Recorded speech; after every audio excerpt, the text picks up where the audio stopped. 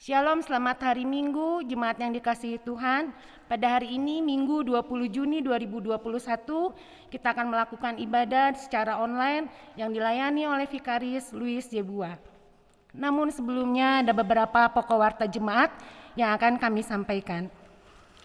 Berdasarkan hasil pertemuan darurat majelis jemaat melalui Zoom dengan mempertimbangkan kondisi zona merah Ciwidey dan sekitarnya, maka kami memutuskan 1. Kebaktian kategorial yang biasa dilakukan dengan tatap muka mulai tanggal 16 Juni 2021 sampai dengan tanggal yang akan ditentukan selanjutnya akan dilakukan secara online.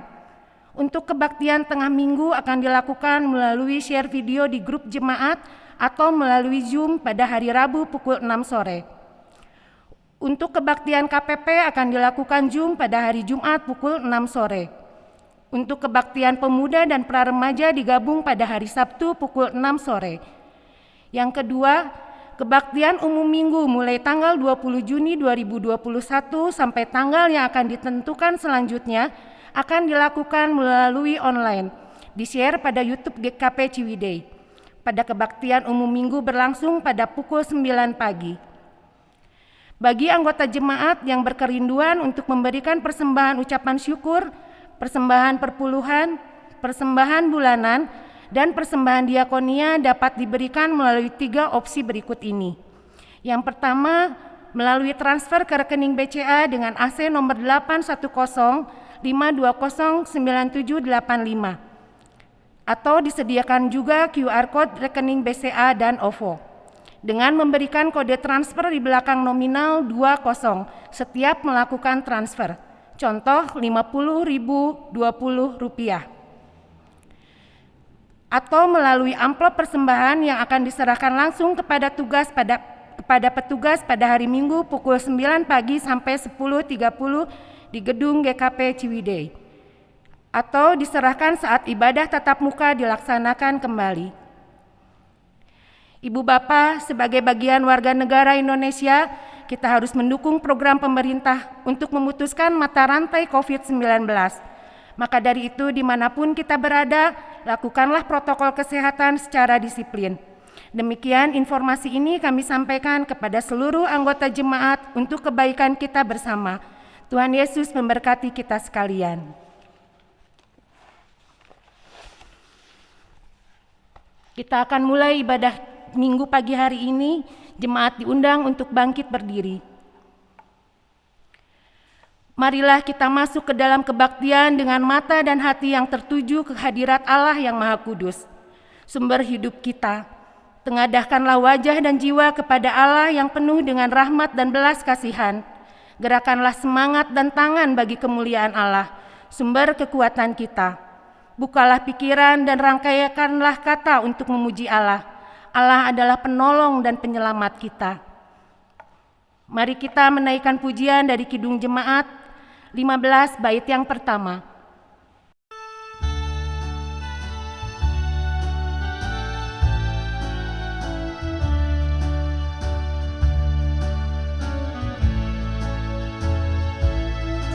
Berhimpun semua menghadap Tuhan, dan pujilah Dia pemurah benar. Berakhirlah segala pergumulan, diganti kedamaian yang besar. Bapak Ibu Jemaat Allah yang terkasih, mari kita teguhkan kebaktian Minggu pada pagi hari ini dengan pertolongan Allah Bapa sudah diberikan kepada kita dengan penyelamatan oleh Yesus Kristus. Kasih karunia dan damai sejahtera dari Allah menyertai saudara.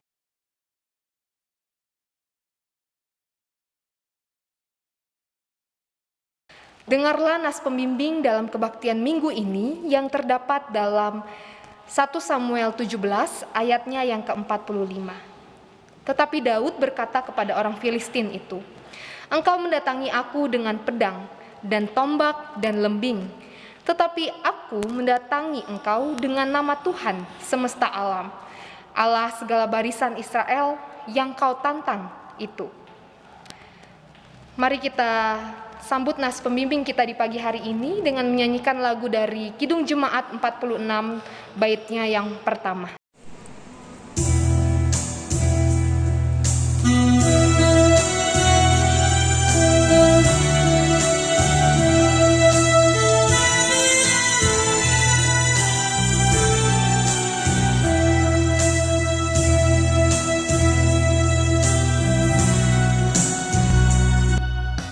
Besarkan nama Tuhan, haleluya. Kasih-Nya tak berkurang, haleluya. Sekalipun keluhan menimpa umat-Nya, berkat-Nya ditemukan, haleluya.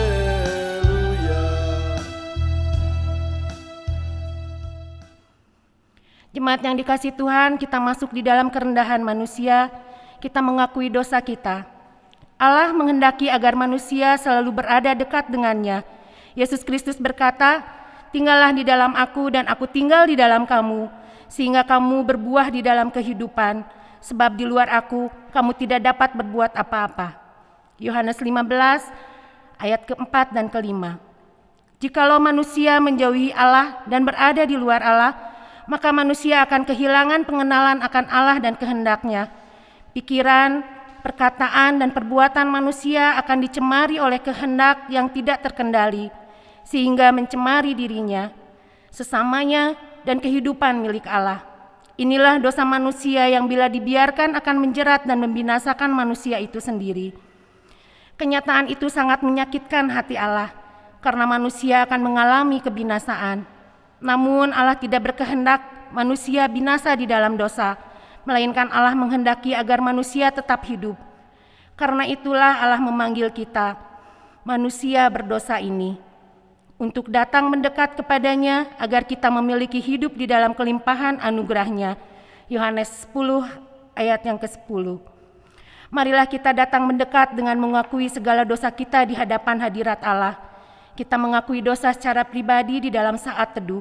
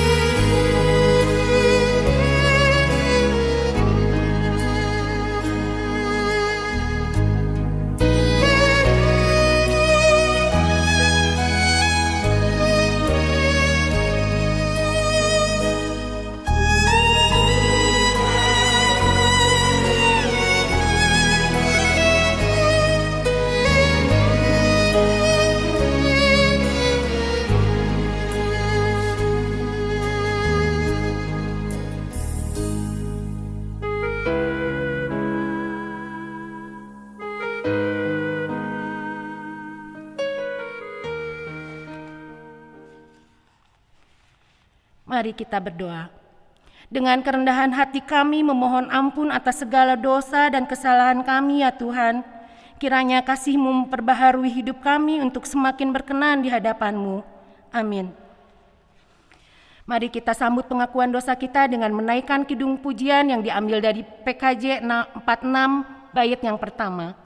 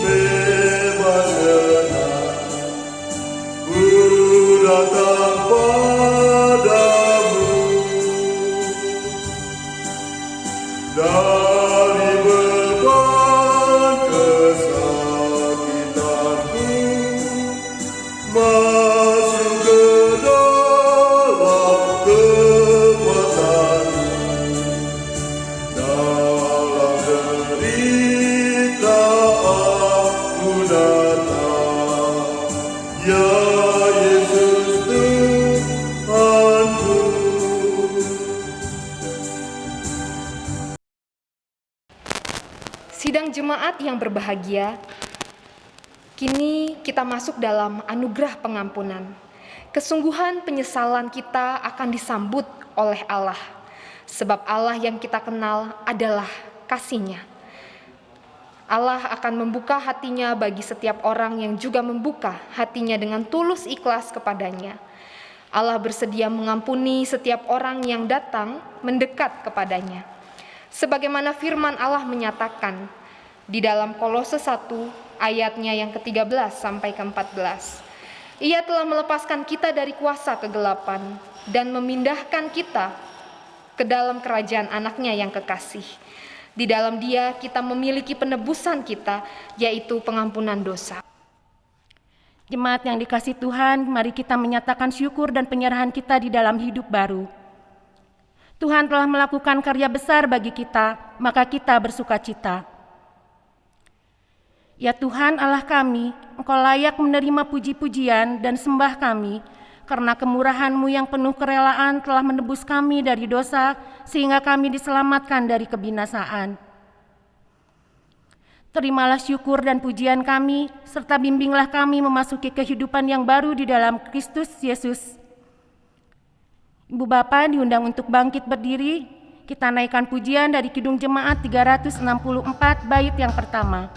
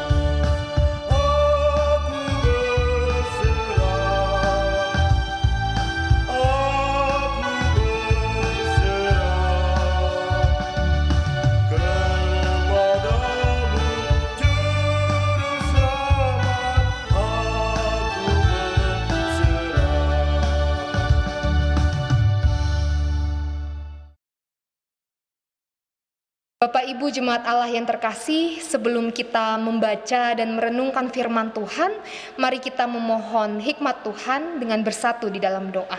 Mari berdoa. Engkau Allah yang begitu baik bagi kami bersyukur di pagi hari ini Tuhan beri kami kesempatan untuk bangun dengan keadaan yang sehat, dan kami boleh berkumpul bersama keluarga mengikuti kebaktian minggu bersama di rumah. Pada kesempatan ini kami memohon hikmat Tuhan untuk memampukan kami membaca dan merenungkan firman-Mu dengan baik. Kiranya kuasa hikmat-Mu memberkati pikiran dan hati kami, agar apa yang kami hendak dengarkan bukan saja memuasi apa yang kami ingini, tetapi juga memenuhi kebutuhan iman kami. Bekerjalah juga Tuhan bagi diri hamba-Mu yang akan menjadi alat-Mu untuk menyampaikan firman. Kiranya mulut yang berkata-kata ini dikuasai oleh hikmat Tuhan. Inilah doa mohon kami kepadamu ya Tuhan, di dalam nama Yesus Kristus kami mengucap syukur. Amin. Bapak Ibu Jemaat Allah yang terkasih, mari kita membuka pembacaan firman Tuhan yang terdapat dalam 1 Samuel 17 ayatnya yang ke-32 sampai 49.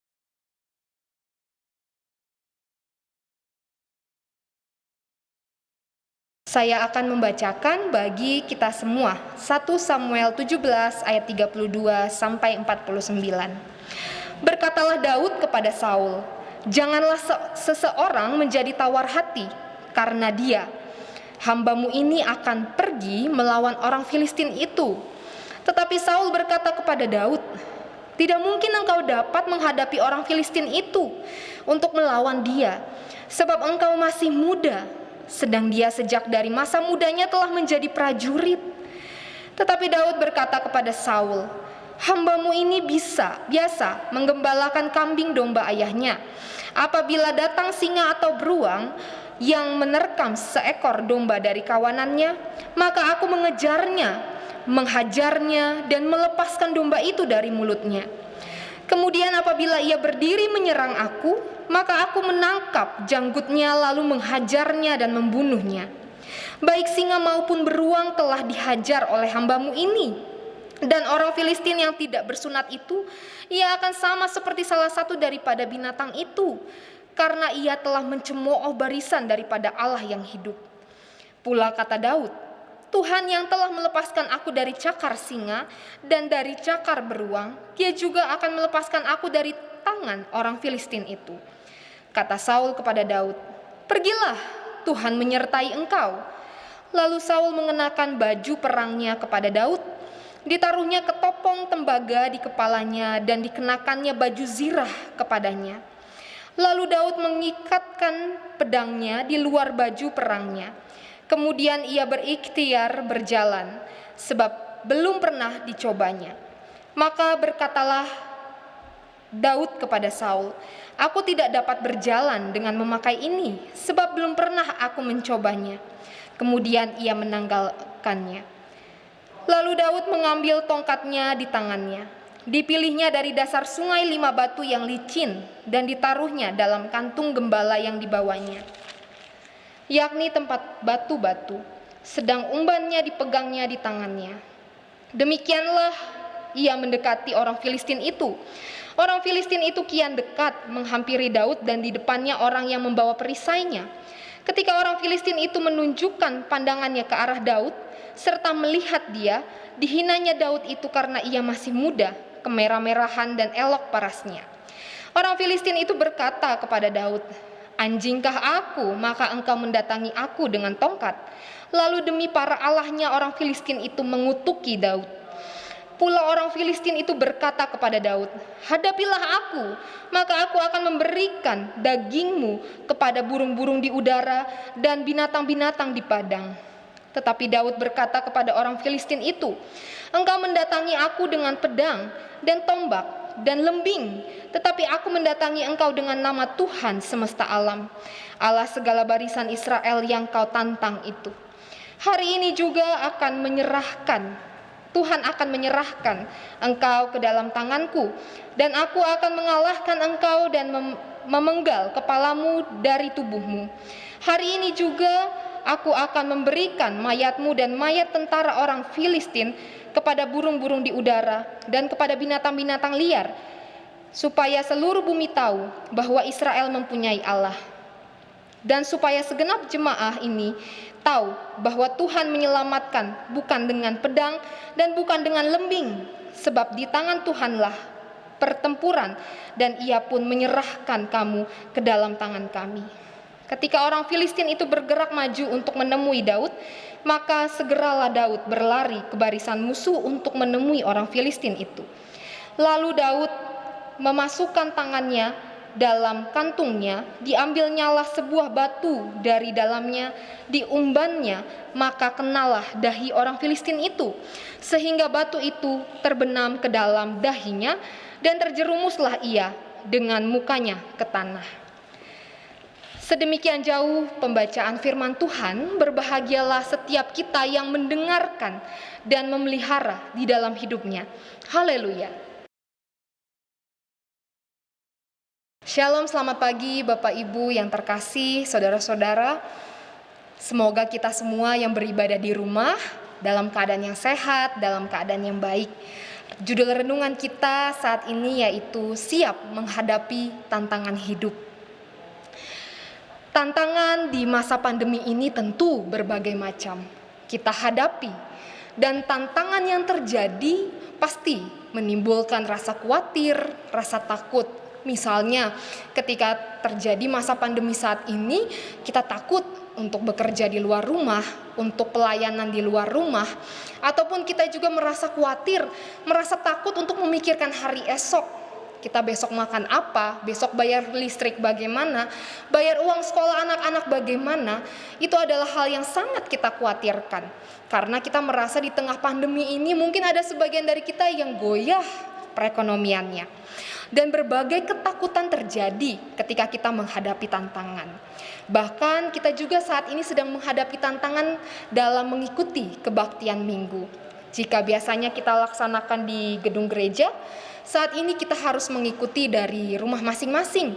Ada yang mengatakan kalau kebaktian di rumah rasanya belum hikmat, karena seperti menonton, tapi itu menjadi tantangan bagi kita bagaimana tetap berhikmat dengan kebaktian di rumah.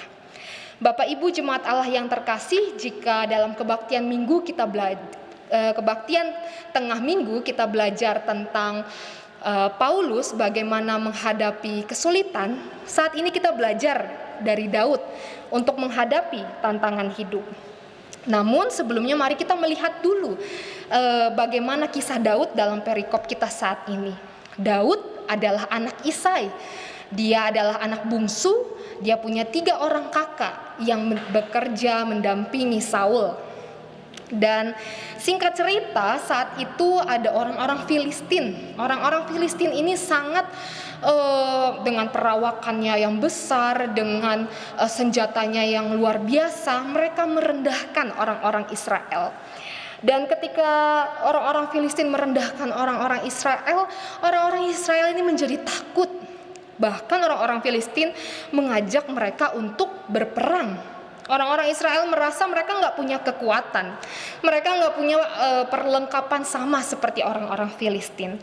Lalu singkat cerita lagi, Daud yang masih muda dengan pengalaman yang mungkin tidak seberapa dibandingkan raja-raja ataupun sesepuh lainnya, ia mengatakan bahwa mau menjadi wakil bangsa Israel untuk berperang bersama orang Filistin, berperang dengan orang Filistin. Lalu hal ini menimbulkan ketidakpercayaan, kekhawatiran dalam diri Saul. Saul sampaikan, kamu ini masih muda, tidak sebanding dengan orang-orang Filistin yang sudah lama bertempur. Tapi Daud dengan tegas mau menyampaikan bahwa aku bisa, karena aku berjalan bersama Tuhan. Daud sampaikan bahwa ia ini menjadi seorang gembala bukan hal yang mudah.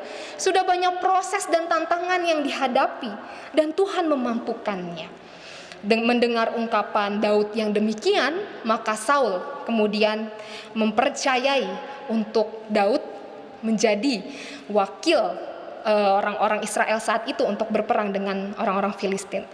Senjata Daud berbeda dengan orang-orang Filistin. Kalau orang-orang Filistin tadi firman Tuhan sampaikan mereka bawa pedang, bawa tombak, bawa lembing, tetapi Daud hanya bawa tongkat.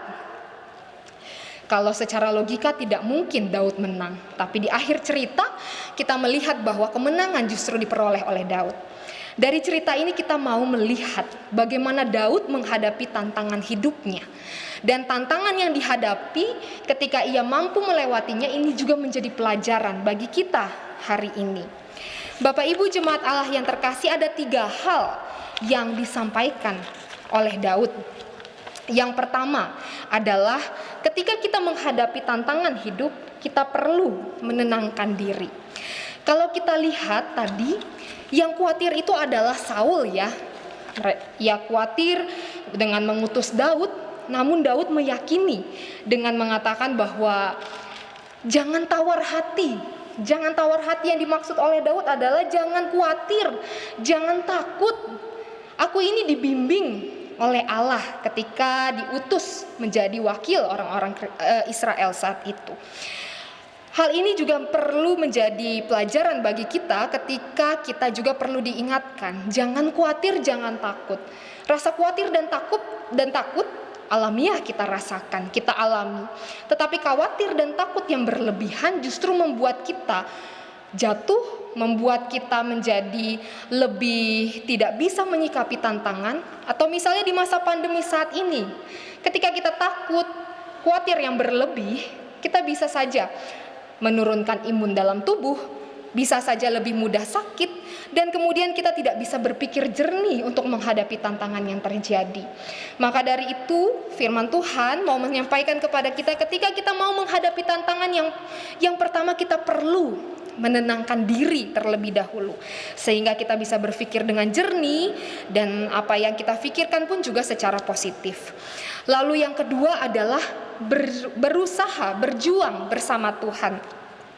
Kalau kita perhatikan di dalam bacaan kita, orang-orang Filistin datang dengan perlengkapan pedang, tombak, lembing, dan dikatakan dengan membawa nama Allah-Allah lain. Sedangkan Daud hanya membawa tongkat. yang rasanya sudah pasti secara logika dia pasti akan kalah. Tapi dengan peralatan yang dibawa oleh orang-orang Filistin mau menunjukkan bahwa orang-orang Filistin justru memilih berjalan dengan kekuatan manusia. Ia sesungguhnya tidak perlu lagi kekuatan Allah-Allah lain, karena secara logika apa yang dia sudah bawa itu akan memampukan dia untuk menang dengan perlengkapan yang luar biasa dibandingkan dengan Daud. Tapi Daud, karena ia tahu dia harus bekerja sama dengan Tuhan, maka ia membagi porsi yang ia harus kerjakan dan porsi yang harus ia serahkan kepada Tuhan. Ia membawa tongkat sebagai porsinya dan segala kerjanya ia kembalikan lagi pada porsi Tuhan. Maka kita melihat dalam hal ini, untuk bekerja sama dengan Tuhan, kita perlu melihat mana yang menjadi porsi kita dan mana yang menjadi porsi Tuhan. Misalnya seperti ini, ketika situasi pandemi saat ini, kita takut dan khawatir berlebih, ada orang-orang yang sesungguhnya tidak terlalu membutuhkan APD, namun mereka membeli sampai mereka mungkin keluar rumah yang terdekat pun harus menggunakan APD. Padahal APD itu bisa digunakan oleh orang-orang yang jauh lebih membutuhkan. Misalnya perawat atau tenaga-tenaga medis yang justru menjadi garda terdepan di menghadapi COVID-19 ini. Dan ketika kita melewati porsi kita, sesungguhnya kita tidak lagi melibatkan Tuhan, tapi kita justru mengandalkan diri kita sendiri. Maka ketika kita khawatir, takut, perlu ada batasnya. Kita juga perlu tahu porsi kita. Ketika kita hanya diingatkan untuk menggunakan masker, menjaga jarak, dengan menjaga kebersihan, mencuci tangan, sesungguhnya itu juga perlu kita lakukan dengan hikmat. Walaupun secara logika masih memungkinkan kita terpapar, tapi dengan hikmat Tuhan kita yakini ini porsi yang harus kita lakukan. Sisanya kita kembalikan lagi kepada Tuhan. Lalu hal yang ketiga yang mau ditekankan dalam firman Tuhan adalah mengingat setiap pertolongan Tuhan. Ketika kita berada dalam pergumulan, tantangan hidup, mari kita bernostalgia. Bernostalgia tentang bagaimana Tuhan sudah bekerja begitu banyak dalam pergumulan-pergumulan yang sudah kita lewati. Sebelum pandemi ini, pasti ada banyak pergumulan yang kita hadapi. Mungkin ada yang sakit sudah disembuhkan, yang lemah dikuatkan, bahkan yang berduka diberikan sukacita. Hal ini juga yang ditekankan Daud kepada Saul saat itu, bahwa Daud bukan baru pertama kali meminta pertolongan Tuhan. Ketika ia jadi gembala, ia sudah meminta pertolongan Tuhan, sehingga ia dimampukan untuk menghadapi binatang-binatang buas yang akan melahap domba-dombanya. Dan maka penting bagi kita ketika kita mungkin saat ini di dalam pandemi menghadapi tantangan yang berbagai macam, kita merasa tidak ada lagi cara untuk menyelesaikannya, ingat kembali. Kemarin Tuhan sudah menolong banyak hal dalam diri kita, dalam kehidupan kita. Maka yakinlah saat ini pun Tuhan pasti menolong kita. Allah pasti berkarya untuk kita di tengah-tengah tantangan hidup ini. Dengan demikian pelajaran yang bisa kita petik dari Daud kiranya menguatkan kita untuk menghadapi setiap pergumulan yang ada. Pertama, kita menenangkan diri, hadapi semua bersama Tuhan, dan bernostalgia tentang karya Tuhan dalam kehidupan kita. Maka percayalah bahwa tantangan hidup ini pasti bisa dihadapi. Tolak ukur keberhasilan suatu tantangan bukan diukur dari selesai atau belum selesainya tantangan, tapi tolak ukur keberhasilan kita berjalan bersama tantangan adalah ketika kita menghadapinya dengan melibatkan Tuhan dan tetap berharap dan merasa kasih setia Tuhan, bahkan juga ketika kita mampu tetap bersyukur di dalam segala hal. Karena pergumulan kalau ditolak ukur dari selesai dan belum selesai tidak akan pernah selesai. Selama kita masih hidup, pergumulan, tantangan akan datang silih berganti, tidak akan ada selesainya. Tapi jika tolak ukur kita adalah ketika kita mampu bekerja sama dengan Tuhan, maka tantangan yang kita hadapi menjadi lebih ringan, karena kita tidak menjadikan tantangan sebagai porsi diri kita sendiri, tapi menjadikan tantangan menjadi porsi kita bersama dengan Tuhan. Kiranya firman Tuhan saat ini menguatkan kita semua. Amin.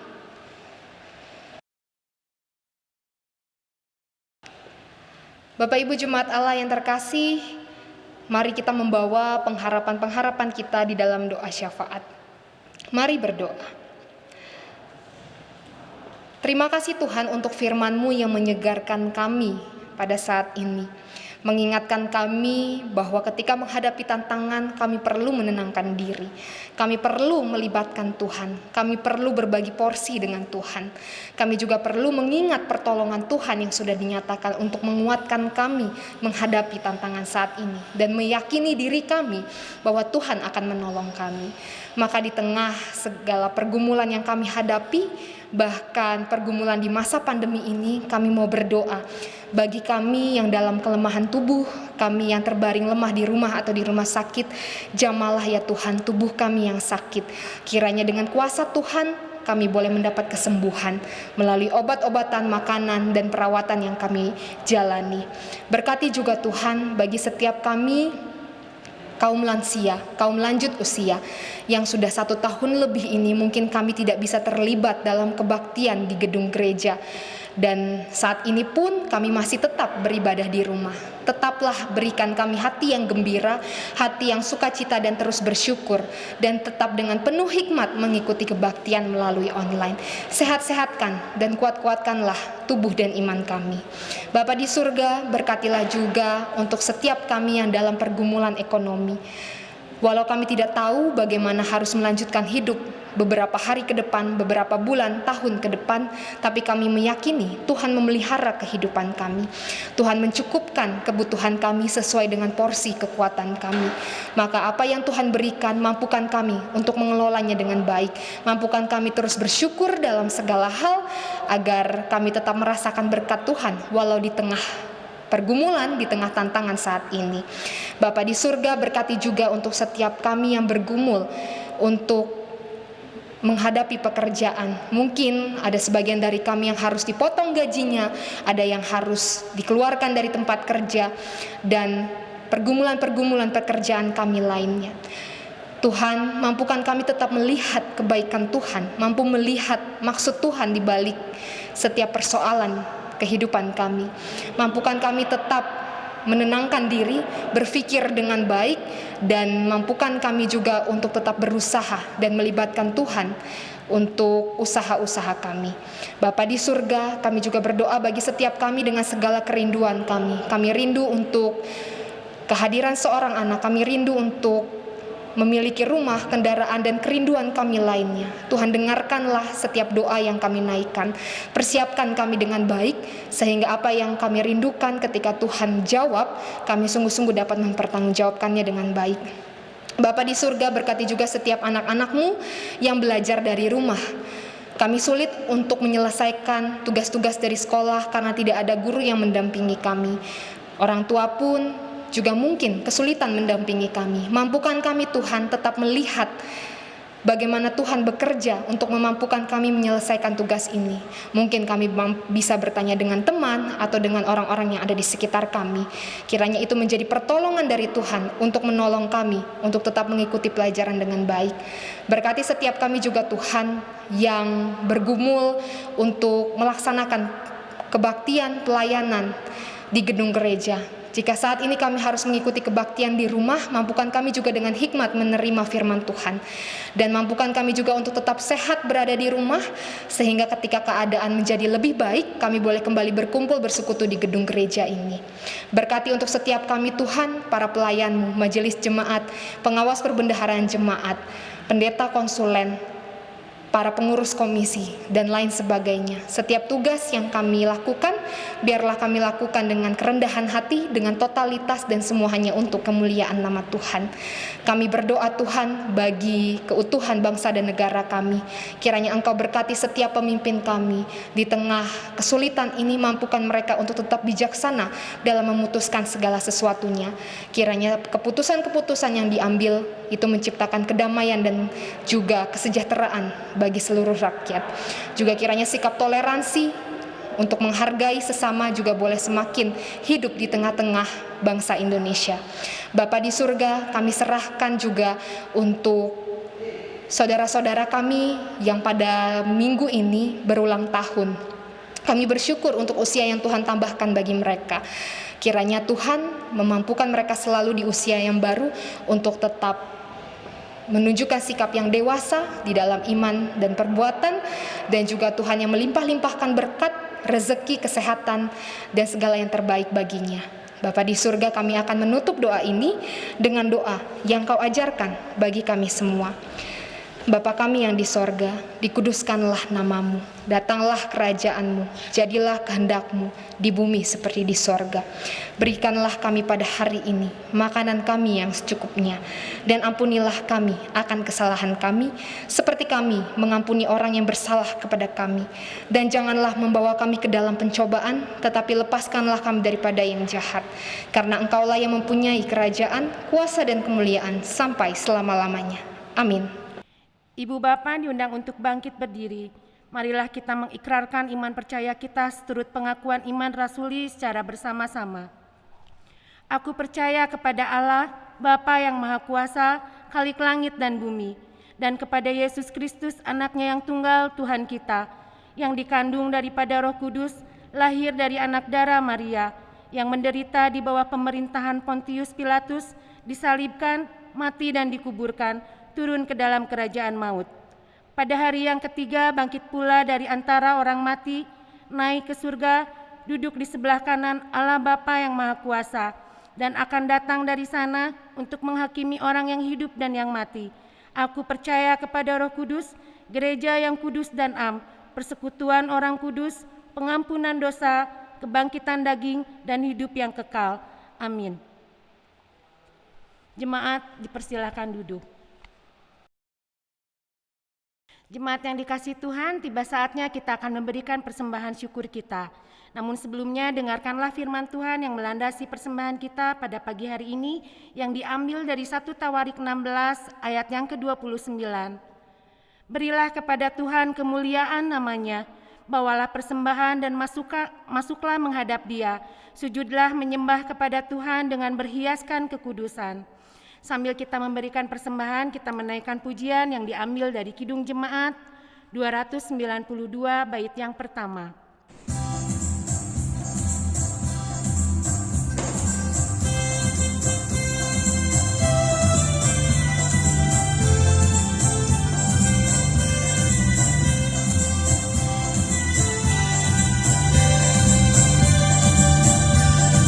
Tabung gendang sambil menari, nyanyikan lagu yang merdu, bunyikanlah tamus kecapi, mari memuji Allahmu.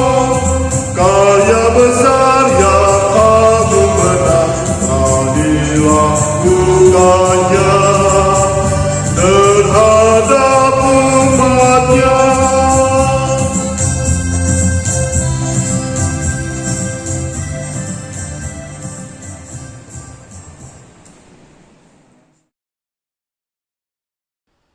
Jemaat diundang untuk bangkit berdiri, marilah kita membawa persembahan kita di dalam doa. Mari kita berdoa.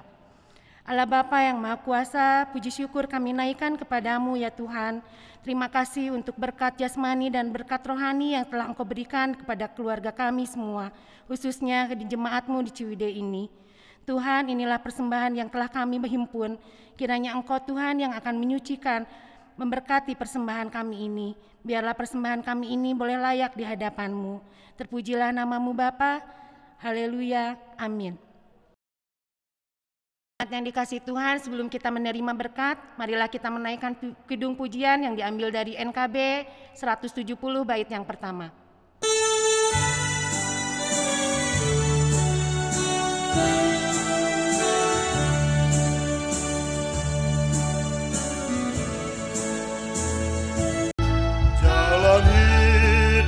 Selalu tanpa kabut yang pekat, namun kasih Tuhan nyata pada waktu yang tepat. Mungkin langit tak terlihat oleh awan yang tebal, di atasnya lah membusuk bagi kasih yang kekal.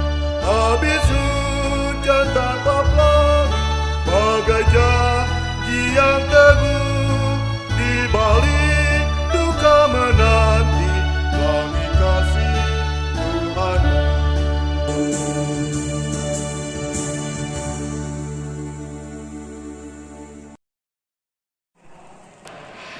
Kini bagi kita yang berada di rumah, mari menerima pengutusan dan berkat Tuhan. Kepada kita telah diberitahukan apa yang baik dan apa yang dikehendaki Tuhan, yaitu garis akhir tantangan yang kita hadapi bukan selesainya tantangan, karena selama masih hidup kita akan mengalami berbagai tantangan silih berganti. Tetapi keberhasilan hidup bersama dengan tantangan adalah ketika kita mampu menghadapinya bersama Tuhan dengan tetap berharap dan bersyukur. Kini terimalah berkat Tuhan. Allah berjalan di depan untuk menuntun kita. Allah berjalan di belakang untuk menguatkan kita. Allah ada di sekeliling kita untuk menjaga dan memelihara kita sekarang dan selama-lamanya. Haleluya, amin.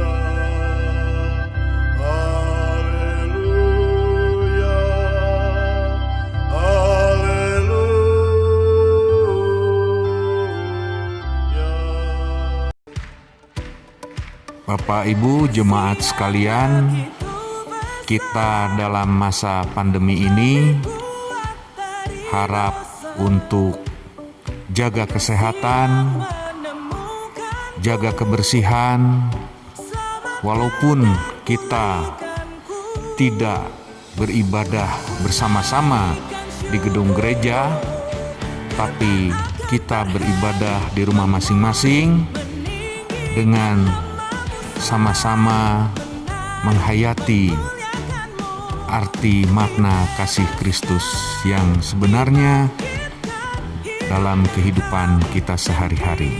Terima kasih.